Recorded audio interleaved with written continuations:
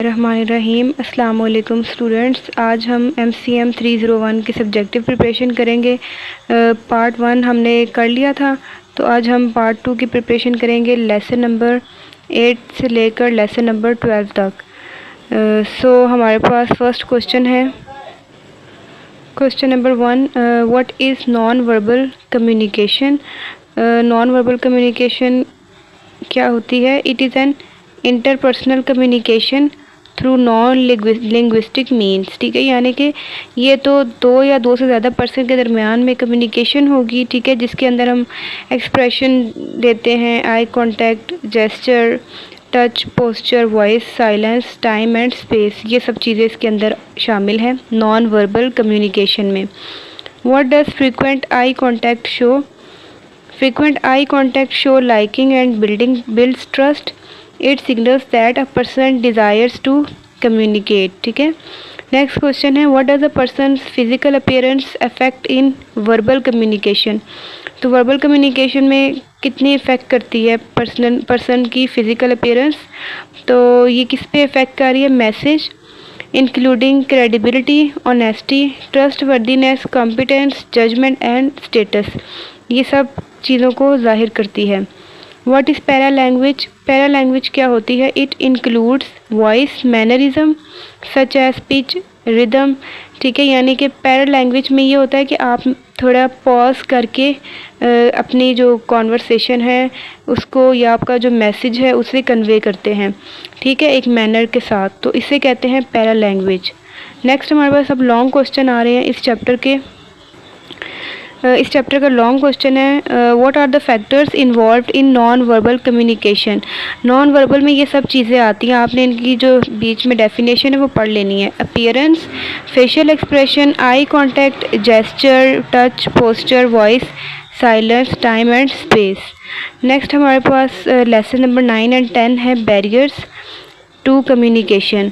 कौन कौन से बैरियर्स आते हैं कम्युनिकेशन में? ठीक है, सबसे पहले क्वेश्चन है बैरियर टू कम्युनिकेशन में over communication, conflict information, language का difference, interest, attitude, tendency to evaluate.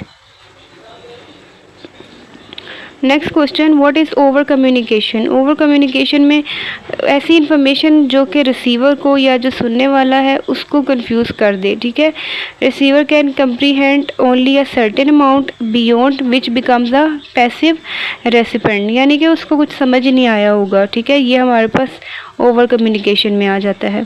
How does language cause communication barrier. Language कैसे वजह बनती है? ठीक है, कम्युनिकेशन बैरियर की। Meanings are not in words but in people's mind, मतलब कुछ टाइम ऐसा भी होता है ना, बाज़ औक़ात ऐसा होता है कि कोई पर्सन जो है वो अपनी तरफ से, जैसा सेंडर है उससे बात तो कह दी है, लेकिन जो रिसीवर है ना वो समझ नहीं पाया होता है वो उसने किस कॉन्टेक्स्ट में बात की है, और बाज़ औक़ात हम पूछते भी नहीं हैं उस चीज़ के बारे में। ठीक है, हम खुद एज्यूम करना शुरू कर देते हैं, हाँ हो सकता है सेंडर ने जो कहा है वो हो सकता है इस कॉन्टेक्स्ट में कहा हो, जबकि हम एक्चुअल उसी टाइम पे उससे चीज़ नहीं वो करते ना, उसी टाइम हम पूछते नहीं हैं, तो इसके अंदर ये भी आ सकता है। ठीक है, यही चीज़ लिखी हुई है। ठीक है, honesty are more likely to be understood. Next हमारे पास है एटीट्यूड में आई क्या है, what are the I attitude. तो too much usages of I. ठीक है, जैसे हम हर बात में आई बोले तो ये किस चीज़ को शो करता है? ये आई सिंड्रोम होता है। ठीक है, चेंजिंग टू यू एटीट्यूड और वी एटीट्यूड सिंप्लीफाइज इश्यूज़। ठीक है, ये आपने देख लेना है इन सारे वर्ड्स को यूज़ करके क्या चीज़ होती है। नेक्स्ट हमारे पास बैरियर टू कम्युनिकेशन है। कौन कौन से बैरियर्स आ सकते हैं? तो यहाँ पे 13 दिए हुए, आप इनमें से कोई से 5 to 6 अच्छे से याद कर लें। ठीक है, अपनी मर्ज़ी से। Over communication, bad express message, poor retention, prejudice, I attitude and resistance to change. Next हमारे पास चैप्टर है ओवर कम्युनिकेटिंग बैरियर्स। ठीक है, ये इसके अंदर क्या होता है, 3 काइंड्स बतानी है कम्युनिकेशन बैरियर्स की, sender message barrier, physical barrier and listener receiver barrier. तो कौन सा बैरियर जो है वो आइडेंटिफाई करना ईजी है? तो फिज़िकल बैरियर। ठीक है, इसको आइडेंटिफाई करना इजी है और इसके अंदर हम चीज़ों को एलिमिनेट कर सकते हैं या कम कर सकते हैं। कौन सा बैरियर जो है वो फाइंड करना सबसे हार्ड है, मुश्किल है?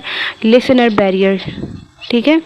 नेक्स्ट है एग्जांपल बतानी फिज़िकल बैरियर की। इसके अंदर noise making, hearing difficult, uncomfortable temperature, danger and distracting activities near by. अब हमारे पास इसके लॉन्ग क्वेश्चन आ रहे हैं, ये आपने अच्छे से करने हैं, ये सारी फाइल ही आपने अच्छी से रेडी करनी है। एग्जांपल बताने लिसनर बैरियर की कौन सही है। Listener jumps to conclusion, listener see and hear what they want, listener reject messages, listener have emotional problem and don't ask question to clarify. ठीक है। नेक्स्ट है सेंडर मैसेज की बैरियर कौन से हैं। जो बात करने वाला जो बात कर रहा होता है ना, तो उसके कह रहे हैं सेंडर वो होता है सेंडर मैसेज। तो सेंडर में इसमें क्या है, sender has not specified what response, वो मतलब उसने ये चीज़ नहीं सोची होती कि उसको फीडबैक क्या मिलेगा, या उसको जो उसने बात कही है तो उसके रिस्पॉन्स उसे क्या मिलेगा। ठीक है।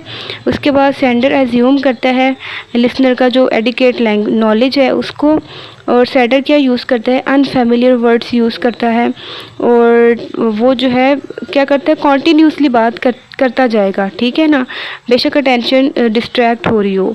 सेंडर क्या करेगा, वर्ड्स यूज़ करेगा जो उसके बाद सेंडर के इसमें क्या है, it includes more than one issue in single message. ठीक है। इसके अंदर और इश्यूज भी आ सकते हैं जब एक बात कर रहा होता है। ठीक है। नेक्स्ट है हमारे पास लेसन नंबर 12। अब हम स्टार्ट करते हैं। इसमें जो हमारे पास फर्स्ट क्वेश्चन है वो है what is the key rule to make a good speech.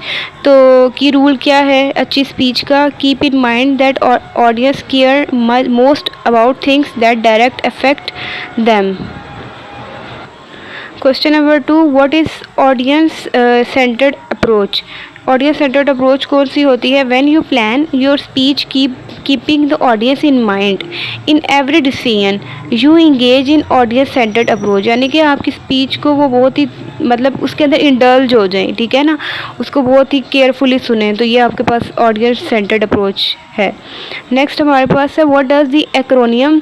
अब ऑडियंस का एब्रीवेशन बताना है। ठीक है। ए है audience, U for understanding, D में demographic factors, I mean interest, E environment and needs, C customised and E expectation. ये आपने अच्छे से इसका एब्रीवेशन याद करना है।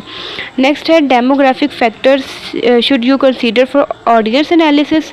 तो इस पर बताने हैं कि डेमोग्राफिक फैक्टर्स में ना ये सब चीज़ें आ जाती हैं, age, education level, occupation, gender, marital status, religion. ठीक है, ये सब चीज़ें आ जाएगी, बैकग्राउंड। नेक्स्ट हमारे पास लॉन्ग क्वेश्चन आ रहा है कि how can you analyse your audience using the words audience. ठीक है। अब इसमें हर एक एब्रीवेशन का ना आगे से उसकी डेफिनेशन दी हुई है। ऑडियंस क्या करती है, मतलब ऑडियंस क्या है, मेंबर्स होते हैं। अंडरस्टैंडिंग में आप टॉपिक को अंडरस्टैंड कर रहे होते हो, समझ रहे होते हो। डेमोग्राफिक फैक्टर्स के अंदर एज, एजुकेशन, जेंडर, ये सब कुछ आ जाता है। इंटरेस्ट यानी कि ऑडियंस का किस चीज़ में इंटरेस्ट ज़्यादा है। ठीक है, जब वो कोई चीज़ अटेंड कर रहे हैं कोई, ठीक है, ये चीज़ इसके अंदर आ जाती है। इन्वायरमेंट में where will you speak, and needs में लिसनर की क्या ज़रूरियात है। कस्टमाइज में how to fit message to audience. ठीक है। एक्सपेक्टेशन में लिसनर एक्सपेक्ट टू लर्न। ठीक है, ये लॉन्ग के अंदर आ गए, ये मोस्ट इम्पॉर्टेंट है, आपने सारी फाइल अच्छे से रेडी करनी है। अगर आप इस चैप्टर के हैंडआउट्स नहीं कर रहे ना, क्योंकि वो लेंथी हैं बहुत, तो आप इस फाइल को प्रिपेयर कर लें अच्छे से, आपके सारे टॉपिक कवर हो जाएंगे इसके अंदर। ठीक है। सिलेक्टिंग अ टॉपिक, नेक्स्ट हमारे पास लेसन है। सो इसके अंदर फर्स्ट क्वेश्चन है रूल्स बताने हैं टॉपिक ऑफ स्पीच को फाइंड करने के। सबसे पहले आपने क्या करना है, अर्ली आपने स्टार्ट लेना है, फिर आपने क्या करना है, टॉपिक स्टार्ट करना है जिसमें आप इंटरेस्ट ले रहे हैं। ठीक है। फिर आपने क्या करना है, उस टॉपिक को समझना है। ठीक है, और आप इजीली उस पर या रिसर्च कर सकते हैं। तो ये आपके पास फर्स्ट क्वेश्चन है। ठीक है। नेक्स्ट क्वेश्चन है हमारे पास सोर्सेज बताने हैं मटेरियल रिसर्च के है। सोर्सेज कौन कौन से हैं, आप कहाँ कहाँ से ले सकते हैं अपनी स्पीच रेडी करते वक्त, आप कहाँ से मटेरियल गैदर करेंगे। बुक्स, इंसाइक्लोपीडियाज, ईयर बुक्स, पीरियोडिकल्स यानी कि जर्नल्स, मैगजीन्स, न्यूज़पेपर और गवर्नमेंट पब्लिकेशन, कंप्यूटराइज्ड डेटाबेस।